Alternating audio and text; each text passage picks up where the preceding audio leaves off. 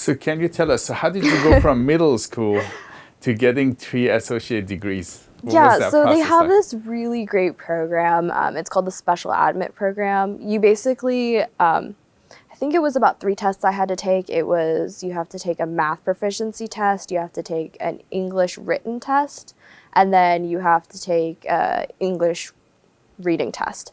So once you take all of that, and then they have a panel review it, I think specifically for the essay, and then they'll admit you to the program. Once that's all done, and then you can start taking classes and then have you set up with amazing counselors, and they go over your whole schedule and make sure everything is approved and that you're very comfortable with what you're getting yourself into, because those college records will stay on your record for your whole career. So How did you manage to get there? Because you were 13, right? And you had the college level. I was homeschooled, so my mom usually let me work at whatever pace I decided. So it'd be like, oh, well, if you finish stuff early, then you can do more extracurriculars. So that was something I was really interested in. So the drive didn't come from your parents. They just allowed you to, or did they drove you to do more?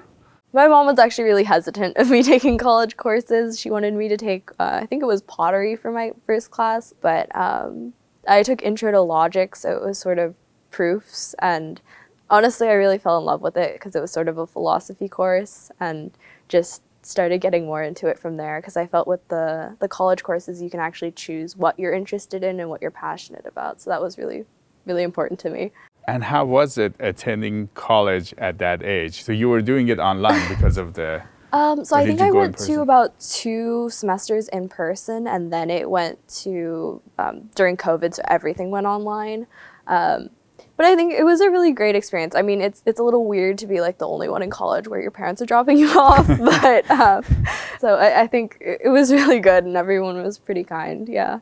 And what was it like to be among people that were a lot older than you? I think it was all right. I mean, obviously, because I feel community college, it's everyone from every walk of life, age range. My first class, there was a really sweet lady who was, I think she was a first-time mother, and she was just getting back into school. So, I mean, there were everyone, and I think they all really get along. I think we're all just there to get our education and learn as much as we can. So I think it was a really good community and good experience overall. And then you got into law, right? Can you tell us more about that? So I have my bachelor's in government with an emphasis in legal studies. So there were several professors during undergrad that were also attorneys that taught that sort of portion at Grand Canyon. It was really great. That's what I am really passionate about, that, law and legislation. At Johns Hopkins, my master's degree is also in government, so I got to specify my thesis on whatever I wanted, and I chose sort of the administrative law route, so focusing on the Chevron doctrine and basically the scope of that. But I think overall it was just finding what I was passionate about, and I think I was able to do that in community college at a really young age, so I'm really blessed by having the opportunity to do that. And then the Chevron law just got reversed by the Supreme Court. So that Can you tell us how did you... Yeah, that actually happened while I was writing it. So, and I was really hoping they would do it a little earlier because it would give me more time to write. So a little bit of cramming, but it was a lot of focusing. I had a lot of long calls with my professors or my thesis advisors on just going over everything because it was so last minute. But it's such an interesting case, and I think it's still unraveling and unfolding. But I specified on a bit of what the different logic is with each justice. So I think that gave me a good scope of trying to predict where it would go. I wasn't completely correct, but I think it's still unfolding, and eventually they'll sort of sort that out with future cases. And then you have been involved with some policy and politics locally. You were interning at the local congresswoman's office. How did you get involved with that? That's something I've always really wanted to do. I worked for Congresswoman Young Kim in her district office in Anaheim Hills. She was our former congresswoman. She's truly such a great role model and such a great lady. Cannot say enough amazing things about her. I think it was really a great experience because I got to see both how it related to local government, state government and how it affects the United States as a whole, what all of their job entails. And how old were you when you did that? 18, 17? Yeah. So you got involved with them and you saw the lawmaking. Is that how you Yeah. became passionate about law, or? No, I think I've always been really passionate about law. My parents were like, "Oh, well, you do enjoy debating, so maybe law is the route for you." I don't have any attorneys in my family. I'm a first generation college student, so it was sort of navigating that path and seeing what sort of field I was interested in. And I you're think a first generation college I student, am, and at yeah. such a young age. It was definitely a lot to sort of sort out and figure out, but I think my parents were really supportive of whatever I wanted to do.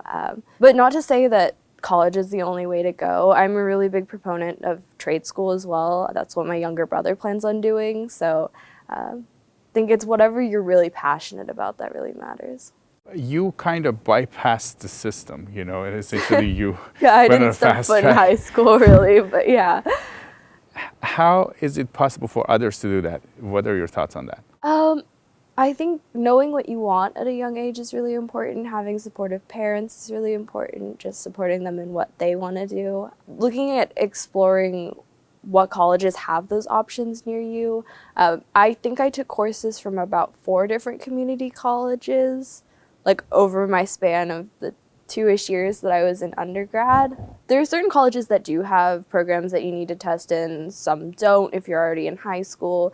Just depends on sort of taking that first class and just sinking your feet into the water for a little bit and getting that experience, because I think if I went into my first semester and I took a whole list of classes, I would be really overwhelmed. But starting out 1 and then like 3, you sort of get your feet in and, oh, I could actually do this, and like I really enjoy it, and I think that's the important thing. So from what I'm gathering, you had a plan, and then you figured out like what's available around you, and you managed to get what you needed. I think I knew what I wanted pretty early, so I mean, it wasn't my plan to get 3 associates. It just ended up working out that way. There were a lot of different disciplines I wanted to focus on. I have one in history, political science, and like English language arts. So, I mean, I wasn't planning on doing that, but I think I knew what exactly I wanted. And then I ended up being able to narrow that down into government and law.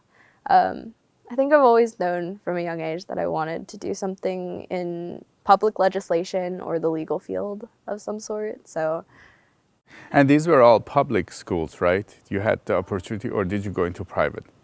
so when I was homeschooled, it was my mom teaching me, and then so the 1.5 years I went to middle school, it was a public school at Walnut Valley Unified School District, and then Mount Sac is also a public school because it's a community college. And then for my bachelor's, that's a private school. And then Johns Hopkins is also a private school. But it just ended up working out that way. Yeah. And you have been getting involved in the community now, and you're a city council member. You got elected. Can you tell us your journey, how you went to become a city council member at such a young age? So I've always been really interested in public service, and that's something I think my parents really instilled in me.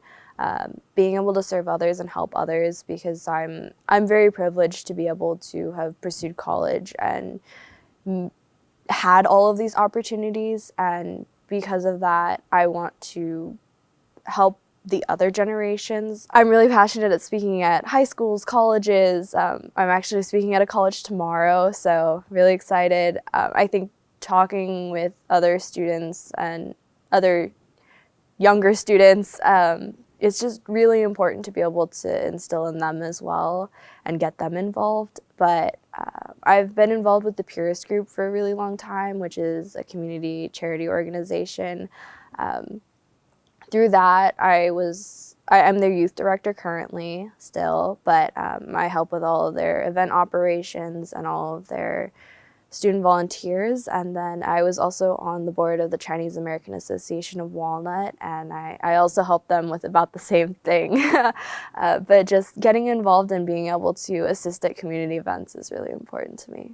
And how did you go from there to be on the city council? From there, I knew that I really wanted to be able to help more in my community, and I felt like city council was a good spot to be able to do that. And then just from there, I continued on to sort of get more involved and run my campaign. Yeah. And how was that?